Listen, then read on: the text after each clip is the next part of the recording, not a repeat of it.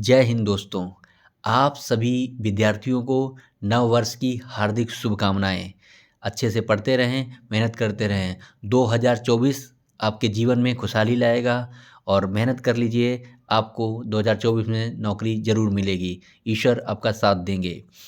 तो हम लोग प्रैक्टिस सेट सॉल्व कर रहे हैं जीएस का पुलिस भर्ती के लिए। तो पहला प्रश्न देखते हैं, सुशासन दिवस कब मनाया जाता है? भारत सरकार ने सुशासन दिवस मनाने की घोषणा की है।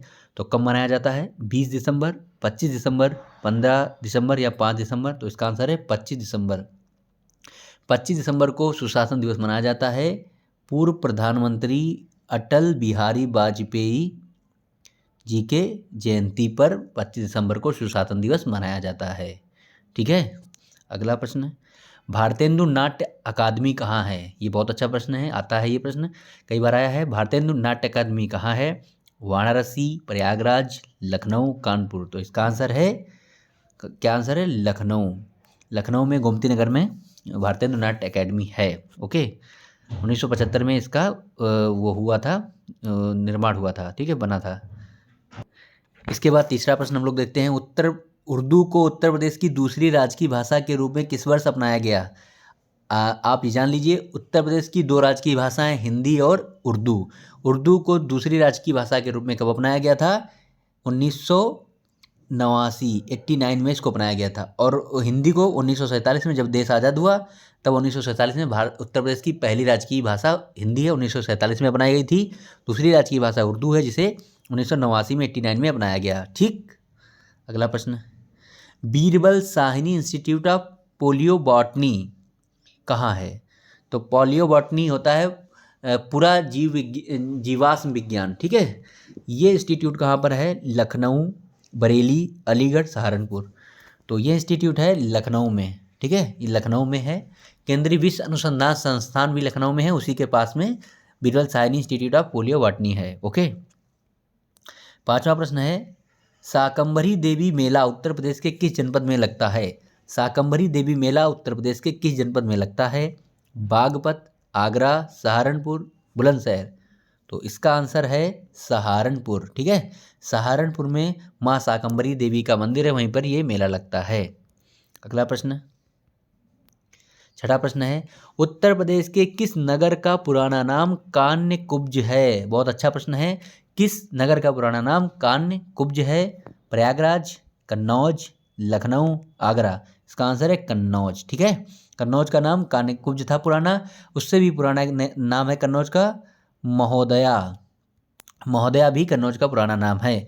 प्रयागराज का नाम आप जान ही रहे हैं, इलाहाबाद अभी था, फिर अभी प्रयागराज हो गया, उससे पहले प्रयाग था। ठीक, ये था।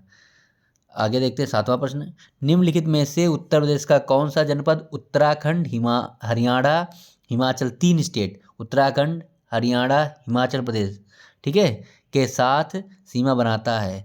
तो ये जो निम्नलिखित चार जनपद दिए गए हैं उत्तर प्रदेश के, कौन उत्तराखंड, हरियाणा, हिमाचल प्रदेश के साथ सीमा बनाता है?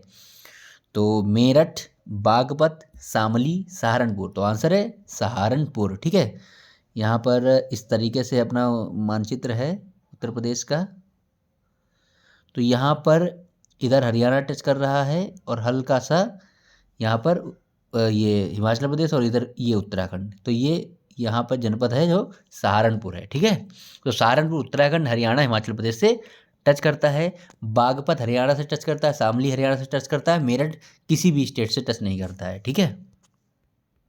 आठवां प्रश्न है, जारवा जनजाति भारत के किस केंद्र शासित प्रदेश में निवास करती है? जारवा एक सबसे प्राचीनतम जनजाति है। जारवा भारत के किस केंद्र शासित प्रदेश में निवास करती है? लद्दाख, लक्षद्वीप, पुडुचेरी, अंडमान निकोबार? तो इसका आंसर है अंडमान निकोबार। ठीक है, अंडमान निकोबार। अंडमान निकोबार में अंडमानी जनजाति भी रहती है, निकोबारी रहती है, सोमपेन रहती है। ठीक है, जारवा रहती है। नवा प्रश्न है, इंडोनेशिया और मलेशिया को अलग करने वाली जलसंधि का क्या नाम है? बहुत अच्छा प्रश्न है।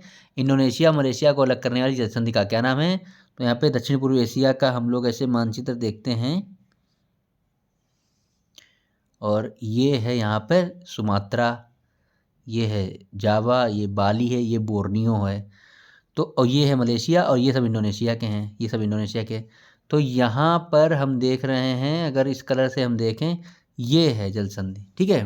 तो वो है मलक्का जल संधि। कौन सी है? मलक्का जल संधि। ओके, मलक्का जल संधि मलेशिया और सुमात्रा यानी इंडोनेशिया को अलग करती है, और सुमात्रा ये इंडोनेशिया का है, ये जावा है।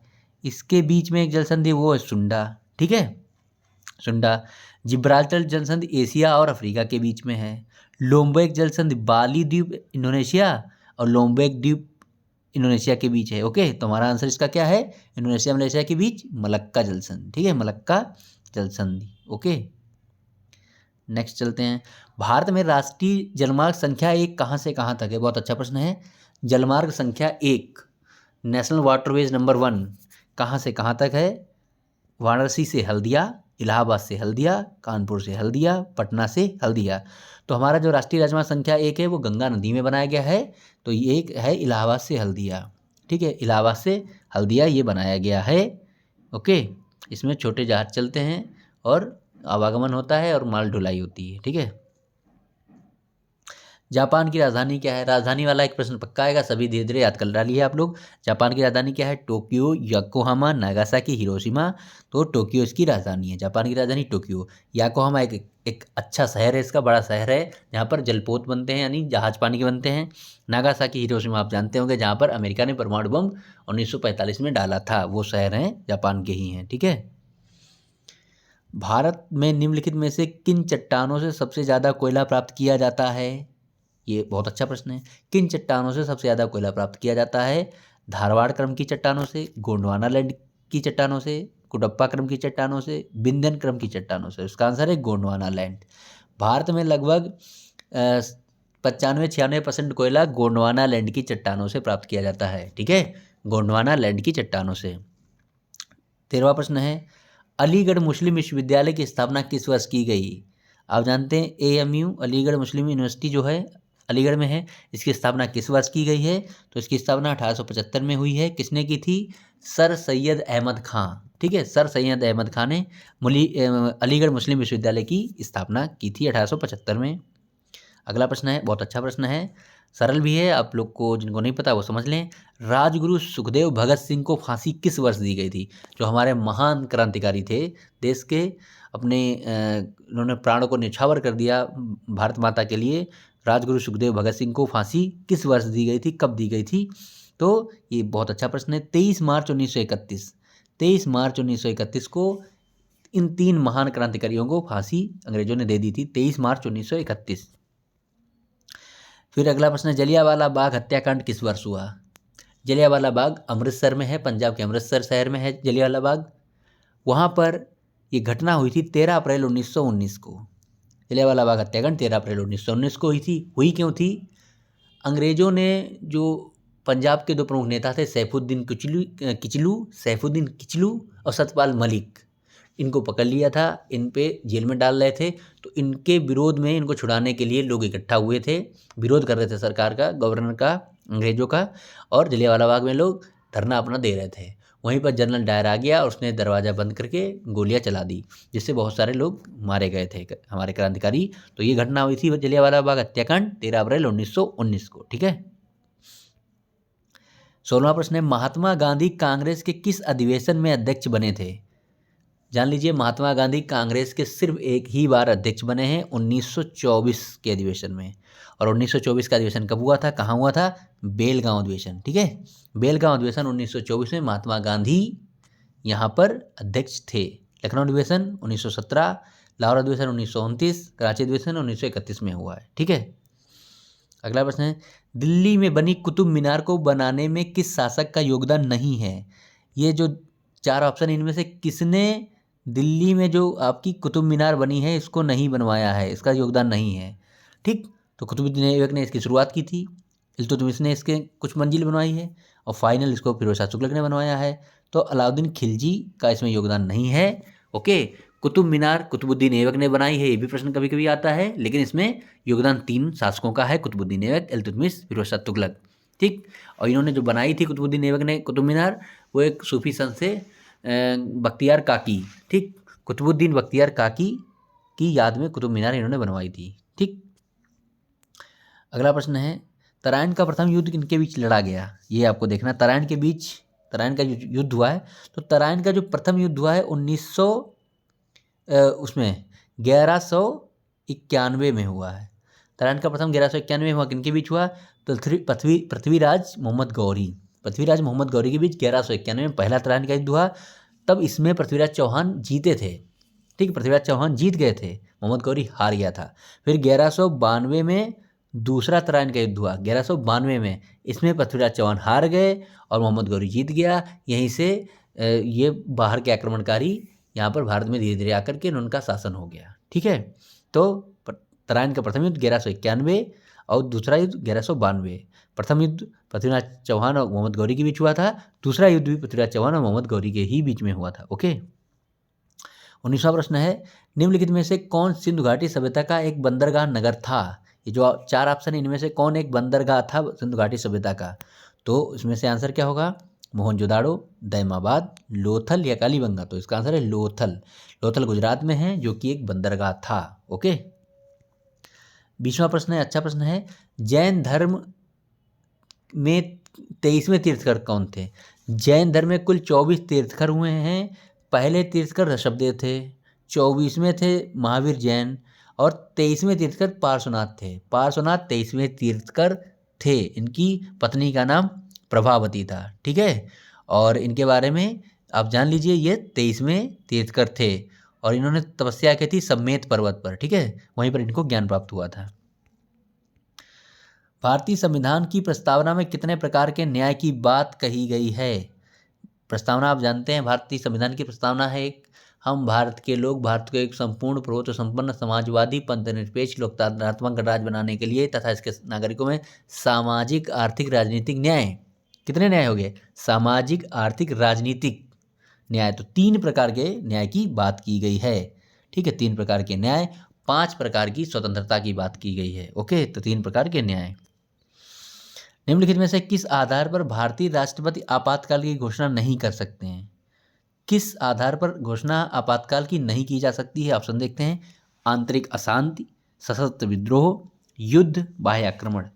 तो अगर कोई हमारे पर आक्रमण कर देगा दूसरा देश, तो राष्ट्रपति के पास शक्ति है आपातकाल लगाने की। युद्ध होगा तब भी है, सशस्त्र विद्रोह तब भी है।